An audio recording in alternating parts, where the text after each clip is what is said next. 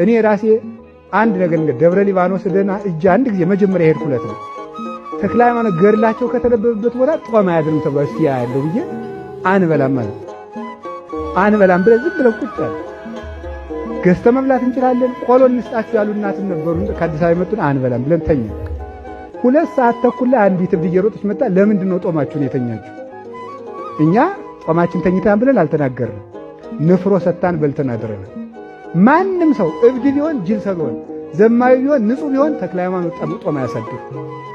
ያውነት አሁን እዚህ የተሰበሰበው ሰው ሁሉ በረዴታቸው የሰበሰቡት የተክለ ሃይማኖት ገድል ከተነበበበት ሁሉ አጋንንት ስልጣን የላቸው። ይሄን ጥንቆላ ምናምን እንዲህ ያለ ሀገር ስራ የሚፈቱ ሀገር አሉ። አትድከሙ። የተክለ ሃይማኖትን ገድል ግዙና ከቤታችሁ በቀን አንዳንድ ምዕራፍ ደገሙ። እንጀራ ይሰጧችኋል፣ ጤና ይሰጧችኋል። እንደ ወንድም ባልንጀራ ናቸው።